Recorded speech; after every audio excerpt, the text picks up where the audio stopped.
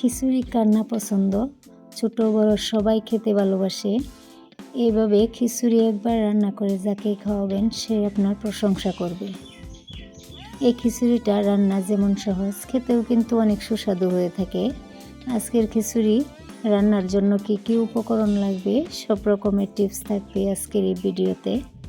তাই চলুন ভিডিওটা শুরু করা যাক। এখানে আমি সর্বপ্রথমে খিচুড়িটা রান্নার জন্য আমি একটা বড় সাইজের চয়রা বাটি নিয়েছি। এখানে আমি এক বাটি চাল, এক বাটি মসুর ডাল দিয়ে দিলাম। এখানে আমি গোবিন্দভোগ চালটা নিয়েছি, দেখতেই পাচ্ছেন। আমি এক সমানভাবে নিয়েছি। এখন আমি পরিষ্কার করে ধুয়ে নেব পানি দিয়ে। এভাবে হাতের সাহায্যে আমি কচলিয়ে কচলিয়ে খুব ভালো করে আমি ধুয়ে নেব। তো দেখেন আমি এটাকে খুব ভালো করে ধুয়ে নিয়েছি। এখন আমি চাল আর ডালটাকে সাইডে রেখে চুলায় একটা আমি বড় সাইজের পাতিল বসিয়ে দেব। আর এই পাতিলে আমি পানিটা আমি ভালোভাবে গরম হতে দিয়েছি। গরম হওয়ার পর এখানে আমি চাল ডালটা একইভাবে আমি দিয়ে দেব। দেখতেই পাচ্ছেন আমি পাতিলে কিন্তু চাল ডালটা দিয়ে দিয়েছি। তো এর মাঝ বরাবর দেখেন ফেনাটা উঠতেছে। ফেনাটা কিন্তু ভালোভাবে ওঠার পর আমি ফেলে দেব।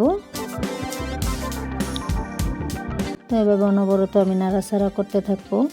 খিচুড়িটাকে কিন্তু রান্না করার সময় সব সময় কিন্তু নাড়াচাড়া করতে হবে। আর উপরে এভাবে ফেনাটা উঠেছে, এটাকে আমি চামচের সাহায্যে এভাবে উঠিয়ে ফেলে দেব। ফেনাটা কিন্তু অবশ্যই ফেলিয়ে দিতে হবে। এখন এই স্টেজে আমি ছোলা বুট দিয়ে দিলাম। বুটটা আমি আগে থেকে ভিজিয়ে রেখেছিলাম। আর এখন আমি চামচের সাহায্যে আবারও আমি নাড়াচাড়া দিয়ে মিশিয়ে দেব। আর চাল ডালটাকে কিন্তু অনবরত নাড়াচাড়া করতেই হবে। আর দুইটা টমেটো কেটে আমি দিয়ে দিলাম, আর দুইটা আলু কেটে আমি ছোটো ছোটো টুকরা করে আমি দিয়ে দিয়েছি। আর অল্প পরিমাণে আমি লাউ টুকরো করে দিয়ে দিলাম। তো অনবরত আমি এভাবে নাড়াচাড়া দিয়ে দেবো। সাইডে দেখেন আর অল্প করে ফেনা উঠেছে, ফেনাটাকেও আমি ফেলে দেব।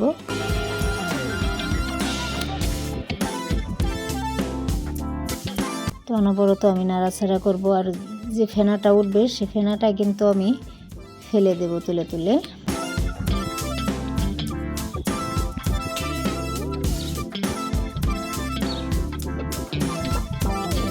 চুলার আঁচটা কিন্তু আমি মিডিয়ামে রেখেছি। মিডিয়ামে রেখে এটাকে অনবরত এক সাইজে এটাকে জাল করে নিতে হবে। এখন আমি অল্প লঙ্কা গুঁড়ো দিয়ে দিলাম। দেওয়ার পর আমি অল্প নাড়াচাড়া দিয়ে এটাকে মিশিয়ে দেবো। আর দিয়ে দেবো অল্প হলুদ গুঁড়া। আর এখানে আমি ধনিয়া, জিরা, মৌরি, লবঙ্গ, এলাচি, দারচিনি সবগুলো আমি গুঁড়ো করে নিয়েছিলাম, সেই গুঁড়োটা অল্প পরিমাণে দিয়ে দিলাম। দিয়ে একসাথে নাড়াচাড়া দিয়ে আমি এভাবে মিশিয়ে নিব। আর অনবরত আমি এটাকে নাড়াচাড়া করতেই থাকবো।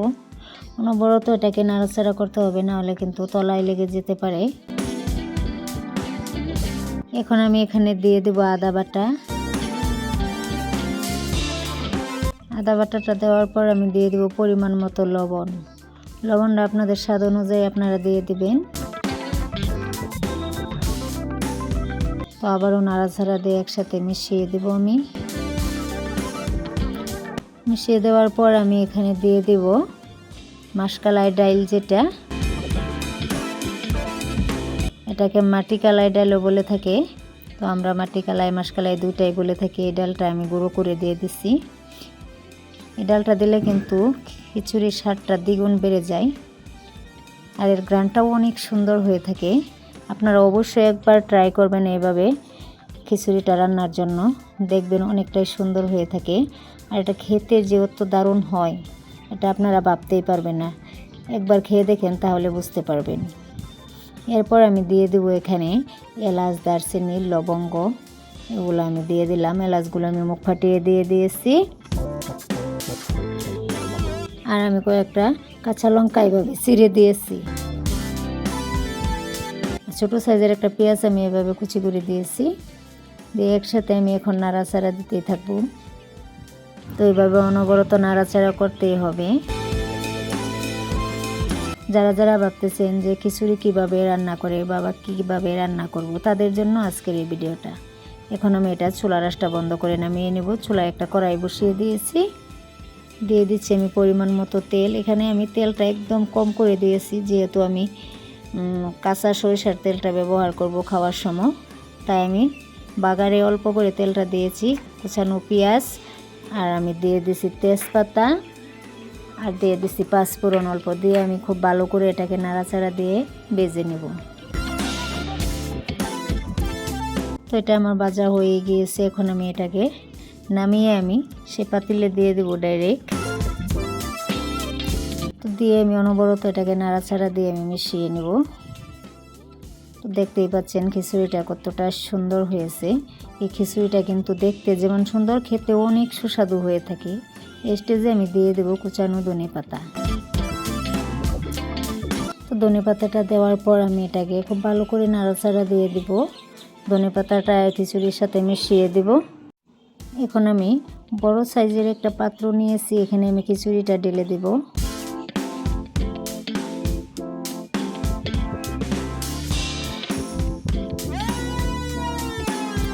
তো আমি খিচুড়িটা এখানে ঢেলে দিয়েছি, দেখতেই পাচ্ছেন। এখন আমি কাঁচা লঙ্কা দিয়ে দেব এর উপরে। তাহলে আজকের এই খিচুড়ির রেসিপিটা আপনাদের কাছে কেমন লাগলো কমেন্ট বক্সে জানিয়ে দেবেন। আজকের ভিডিওটা আমি এখানেই শেষ করলাম। আবারও দেখা হবে নতুন আরও একটা রেসিপিতে। সবাই ভালো থাকুন, সুস্থ থাকুন।